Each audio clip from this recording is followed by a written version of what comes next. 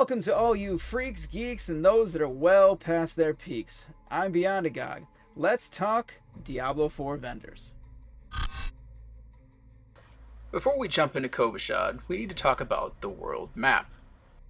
When you first start the game, the world map is covered by fog. As you explore, portions of the world map will open up and be visible to you, including towns and cities.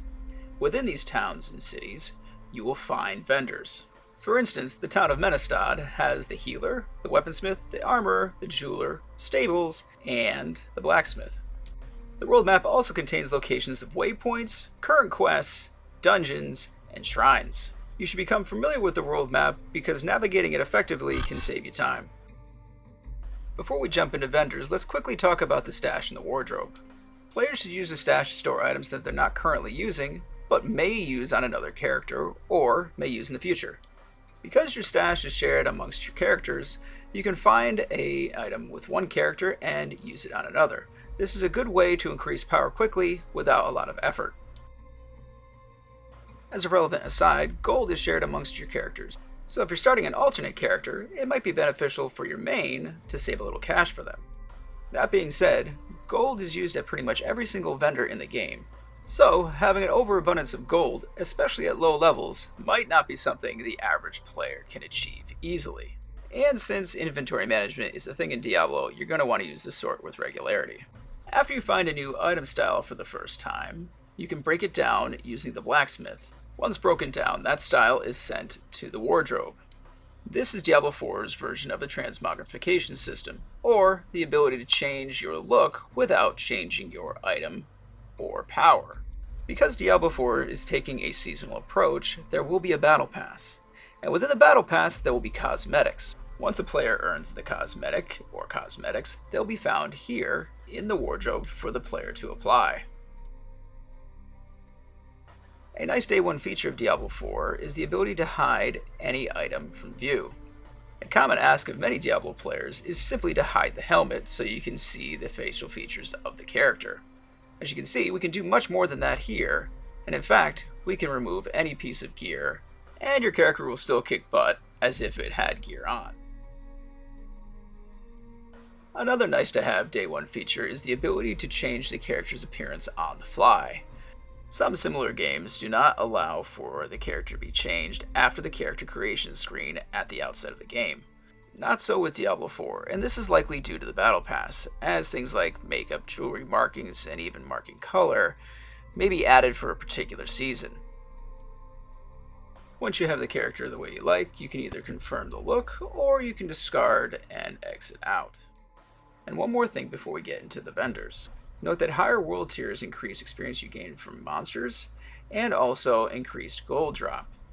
In World Tier 3 or higher, different functionality of the game starts to open up. This includes sacred item drops in World Tier 3 and ancestral item drops in World Tier 4.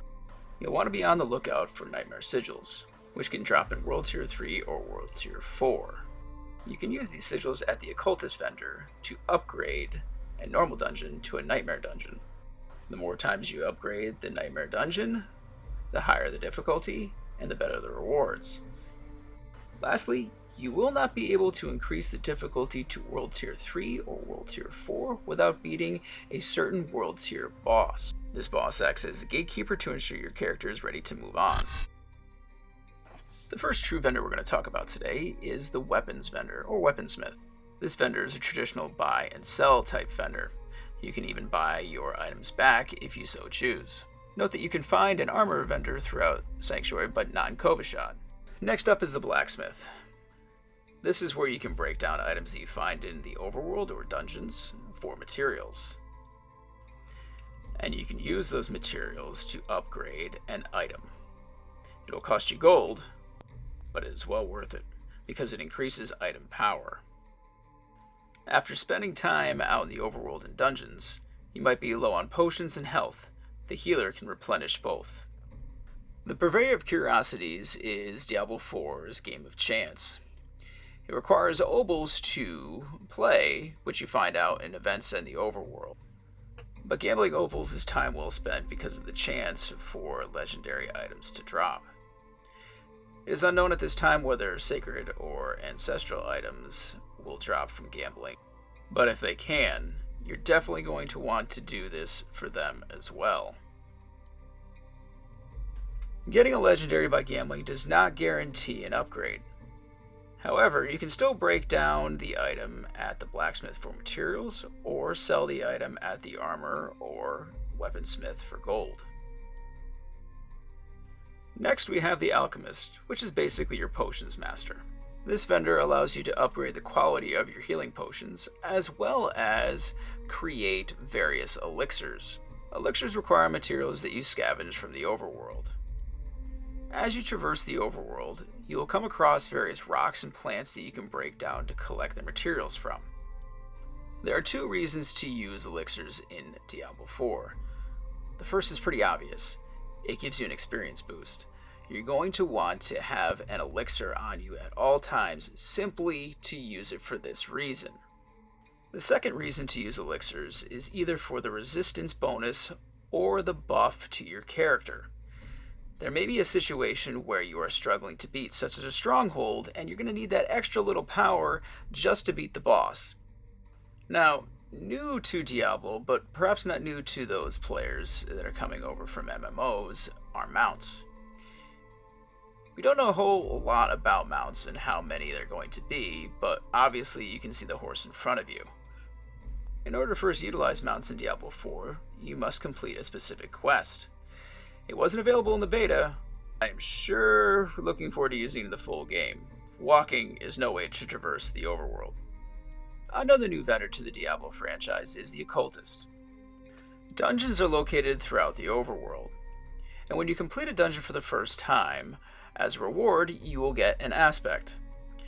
An aspect is basically a legendary affix that you can imbue on a weapon or armor piece of your choice by using the Occultist. Aspects found from dungeons can be used an unlimited amount of times. However, you can also extract an aspect from a legendary weapon or item that you find in the overworld or dungeons.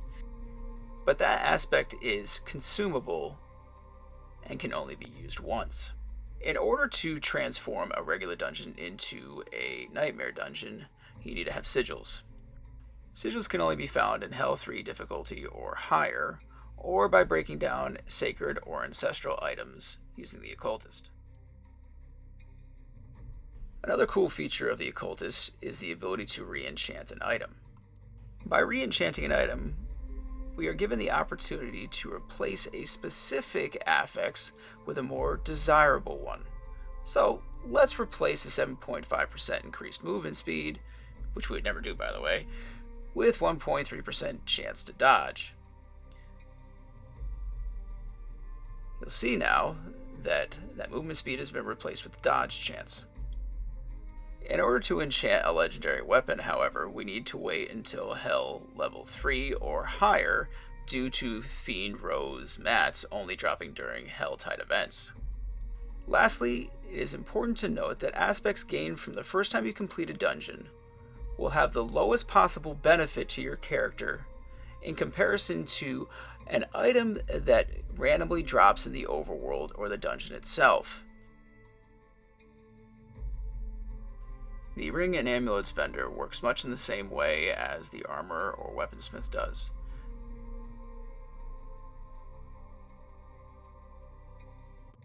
Lastly, we have the jeweler. Now, the jeweler doesn't actually sell anything. What the jeweler does is it upgrades gems that you find out in the overworld or dungeons from a lesser variant to a higher variant. In this case, we're upgrading a lower level skull to a chip skull. The jeweler also allows you to extract a socketed gem from an existing item. This allows you to sell or break down that item without losing that gem.